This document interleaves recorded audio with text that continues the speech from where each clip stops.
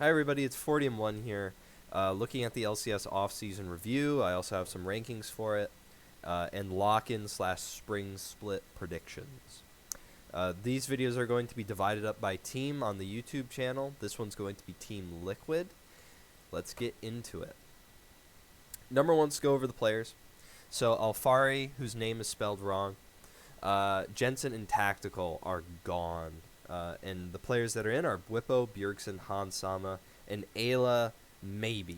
That's if Core doesn't get his green card in time, and then Ayla will have to play.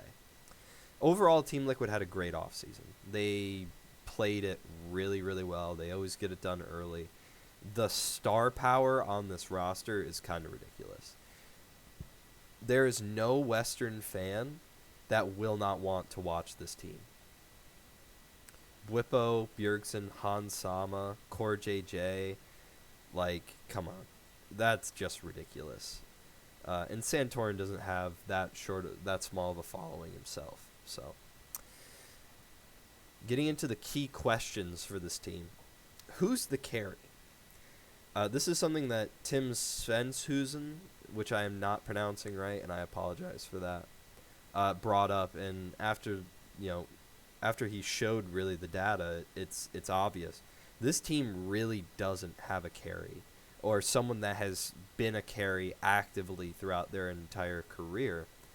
The only ones that really come up are Bjergsen and Hans Sama, and Hans Sama did it for pretty much just Worlds.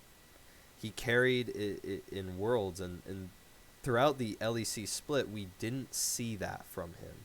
It was always inspired, right? It was always inspired. Maybe it was Larson, right, that would do it. It was never Hans Sama that would carry games.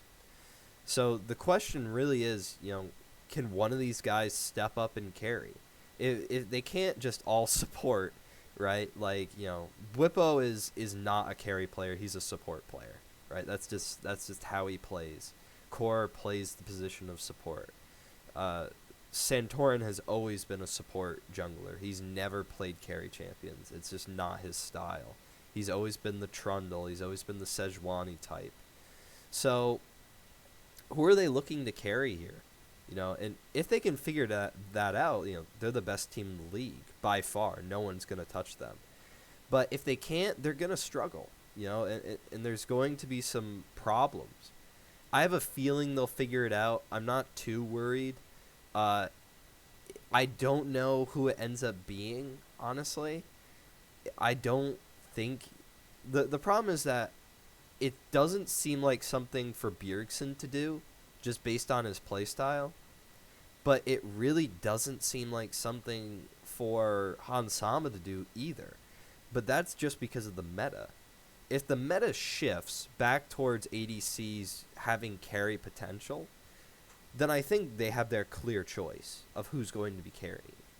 But if the meta stays the same as it was last year, and based on the initial changes from the first patch of the season, it looks like ADCs are going to stay in that, insignificant realm in terms of, like, the game overall.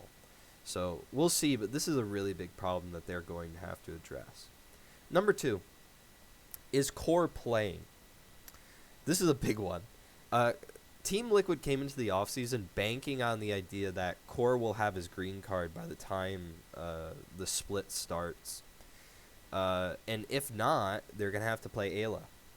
And really the question comes down to, how good is Ayla? Ayla's been a really good academy prospect for a while. I want to say 2-3 years maybe. And he played incredibly well last year on Team Liquid Academy and into Proving Grounds. But coming into LCS is such a big difference. And the question really is, how far do they go? They go from the first place team to third, fourth, maybe even fifth, with Ayla playing, or do they maintain? Are they good enough where it doesn't matter that Core's not playing? And that's just a really big question that they have, and we'll see before the start of Spring Split. I doubt that Core will have his green card at the start of Lockin. I'm sure Ayla will be playing then, but who knows? We haven't had any updates on it, so we're still waiting. Number 3, how good is Bjergsen?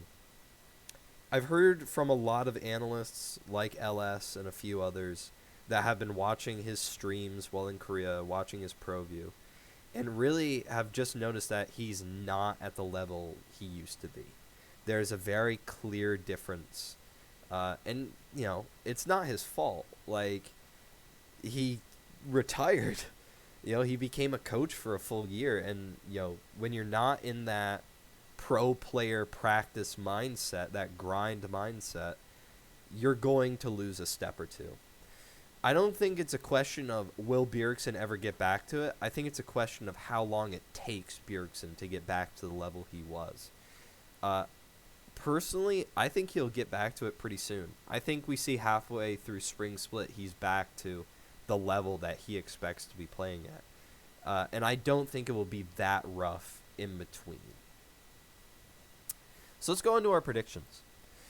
So for Lockin, I have them going 3rd/4th. I see them getting out in the semis. I just think there are teams that right now are better and more put together early on than Liquid is. And then in spring, I think they win it all. I think they get it together about halfway through. They go into the playoffs pretty strong, and they win it all probably.